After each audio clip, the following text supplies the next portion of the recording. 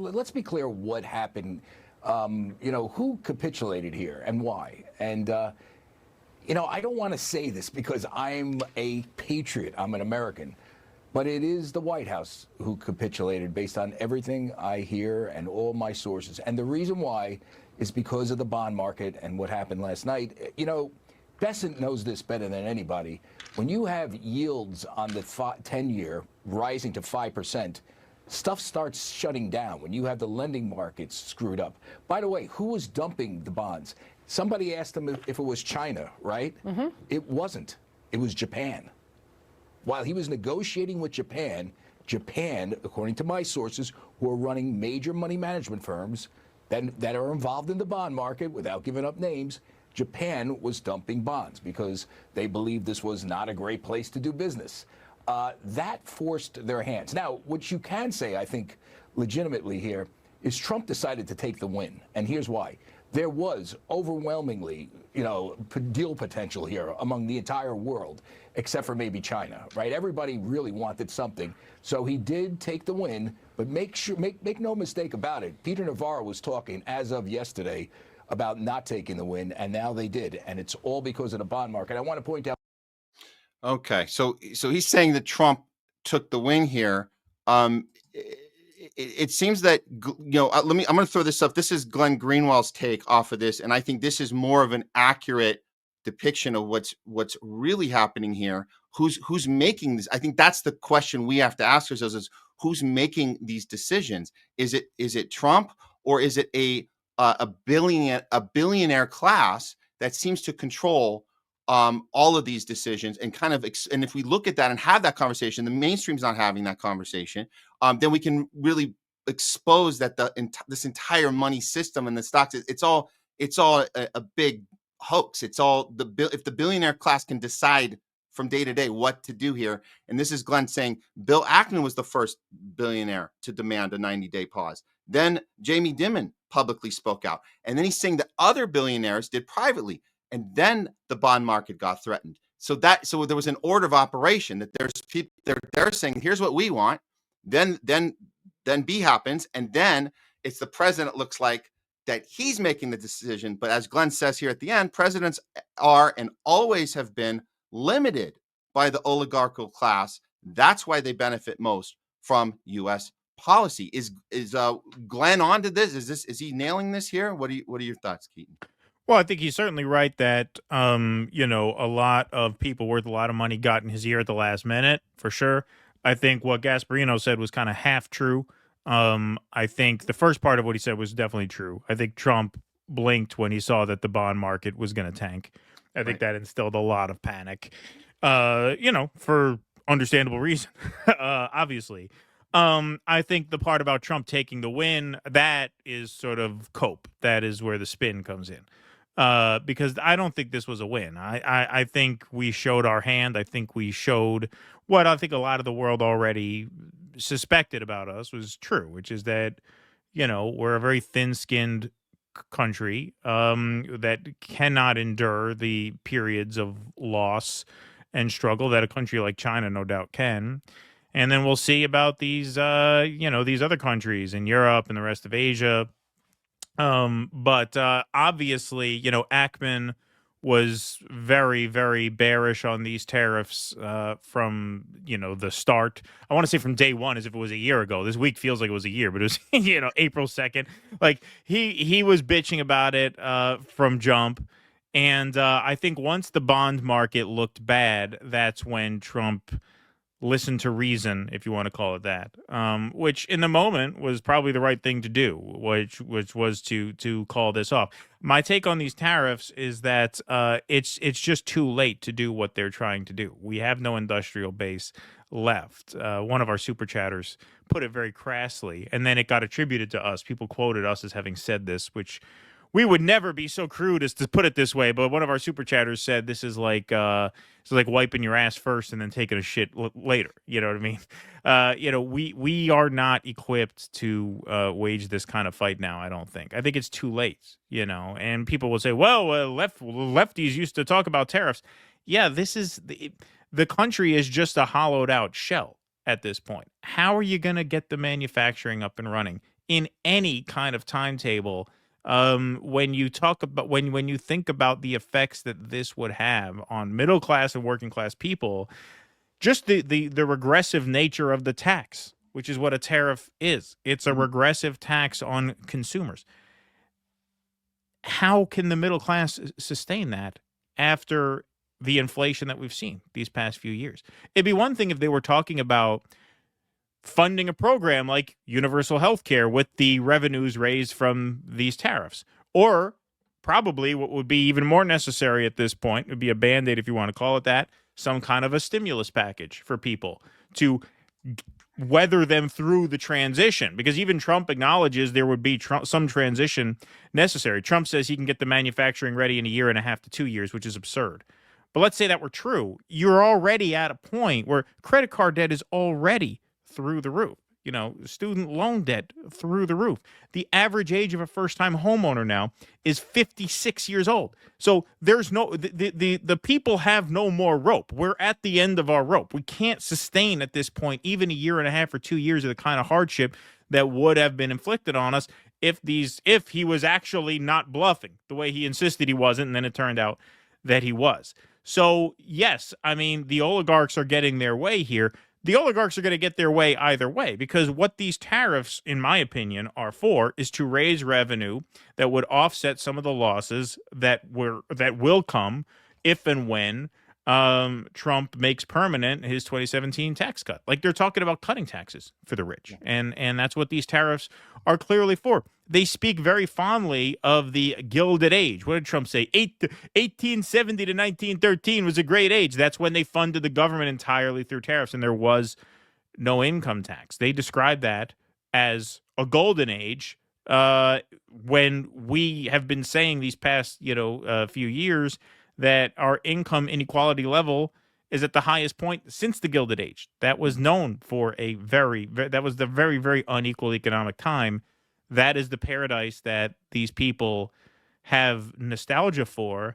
And so, I think the whole thing was, nefarious at worst, but really ill-advised at best. I just don't think the country has what it takes to do this now. Yeah.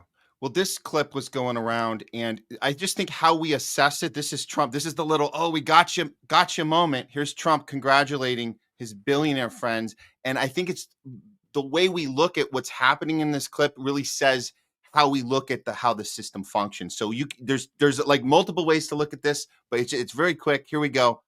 This is the big aha, we got you moment, Trump. Here it is. This is Charles Schwab.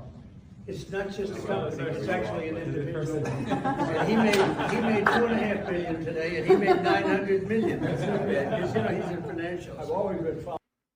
So the congratulations around the room.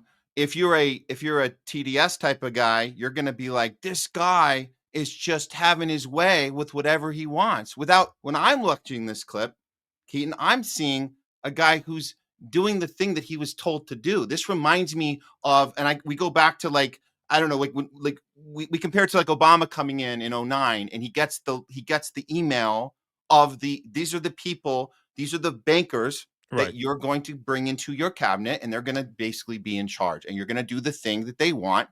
And if we had a video of Obama, he might have had exactly the same video. Hey, I just kicked 5.4 million people out of their homes, but who made some money in this room? You make some money. Did you make some money? So I look at it that the system's designed this way, and the president has to follow instructions. Yet there's people out there right now who see this clip, people like Adam Schiff. I cannot believe this guy saying, we've never seen anything like this. We need to investigate. Trump just gave it away.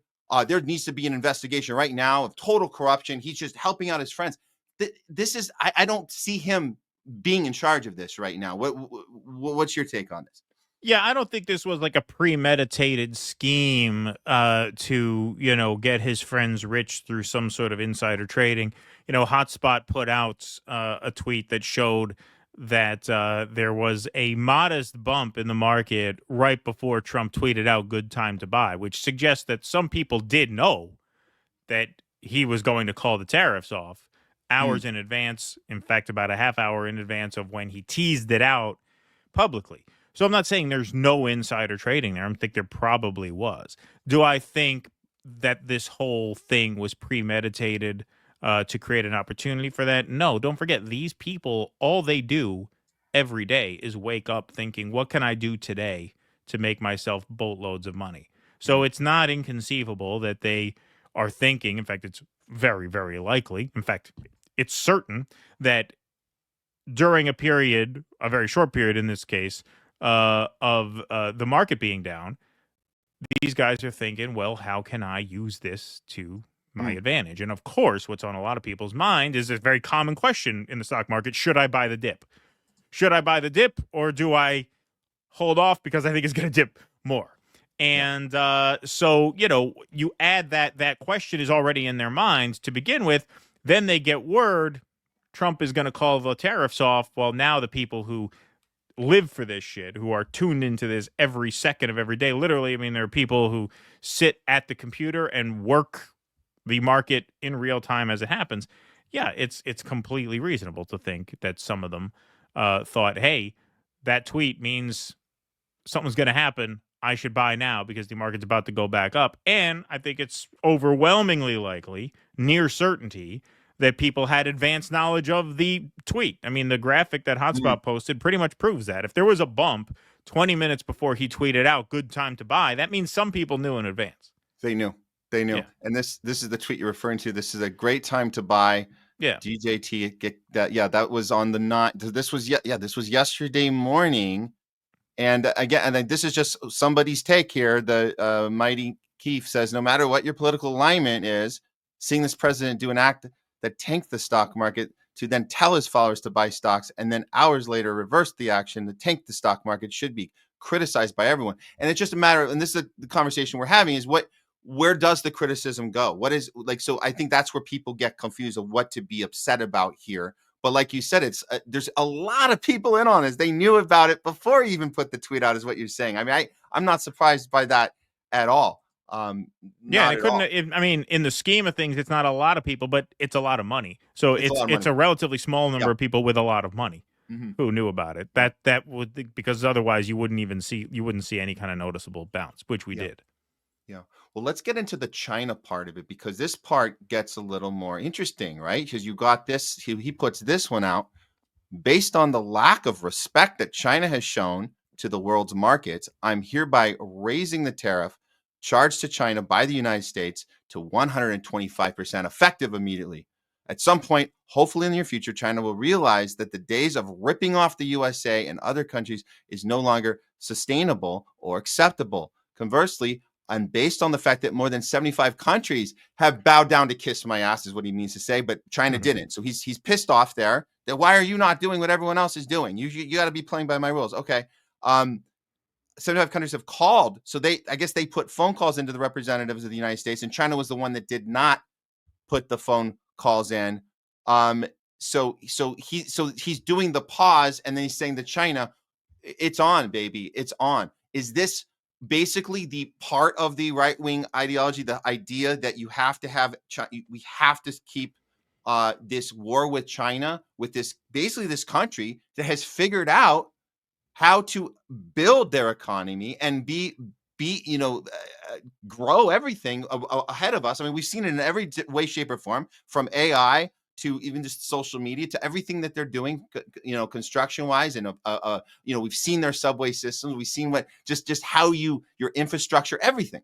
So we know that China is in this position where they don't have to make this phone call.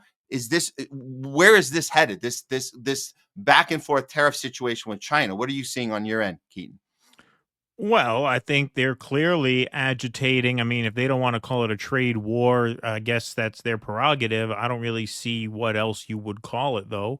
And I think it's just chauvinism and arrogance at the end of the day. Look at China, look at the United States, look at their cities, look at our cities, look at their people, and look at our people, and ask yourself, who would you bet on? I mean, to me, look, I'm not an economist, but when I take a look from 30,000 feet at this, I see a country that has been through a lot at the hands of Western imperial powers and is intent on making their own way in the world, which they have done a miraculous job of doing. And then I look at the clown show that is our country, from top to bottom, from top to bottom. I mean, they put out that video kind of as a troll, the AI video of a bunch of, overweight, bleary-eyed Americans putting shoes together. But, the reason that went viral is because it was a joke, but it had a point. It had a point. Who's ready for an economic war? Who's ready to really go without, right?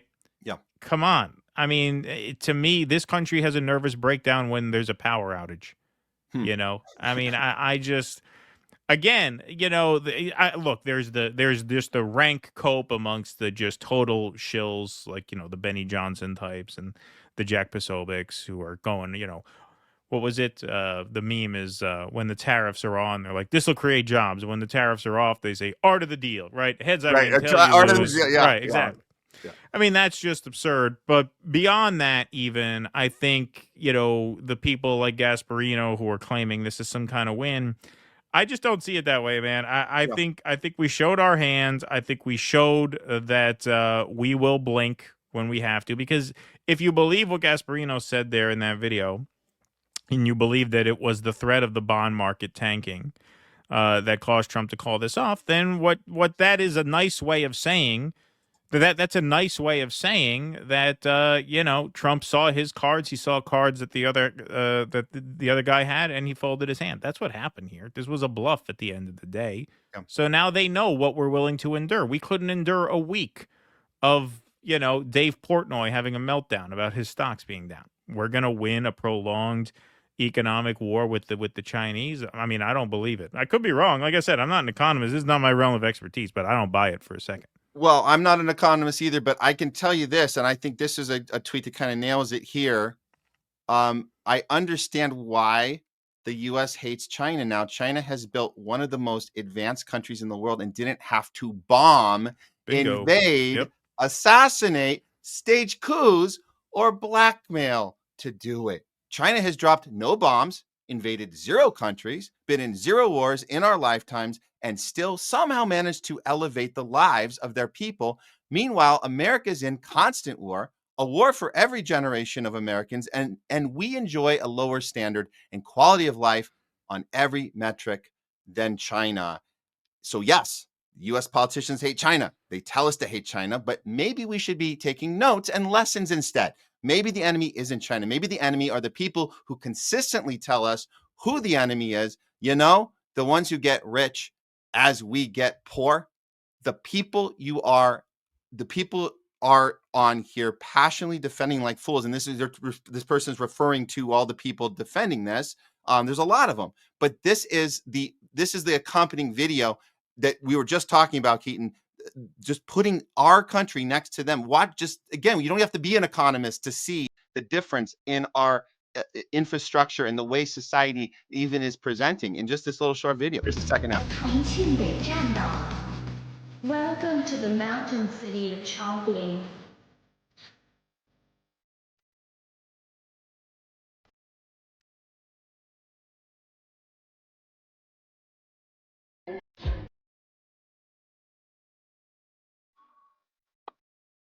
That's incredible. And it's inspiring because it shows you what could be. As you go into the street, you see how horrible our entire civilization has become in a country that promotes that we are this American exceptionalism and that we have this greatest way we do things and democracy, and everybody wants to be like us and they hate us for our democracy and all this stuff. And at the end of the day, it's not you can see it right on the surface level. You can see it. It's not, we're completely opposite that way. And you don't have to be an expert in any of these areas to see something is wrong when the empire cannot present anything close to this, Keaton. So yeah, I think that people are, hopefully enough, are waking up and saying, we're not going to just listen to what they tell us who our enemy is. We're going to figure out, why are they telling us that they're our enemy? A country that has not dropped any bombs on anyone in our entire lives. It's insane. It's insane. But we're having these conversations now, so that's good. Yeah, I mean, you look at a video like that, and there are a lot of videos like that out there. You look at, a video of China, it looks like a futuristic science fiction movie. It looks like you're looking 200 years into the future. Yeah. So ask yourself, okay, look at that city, look at our city.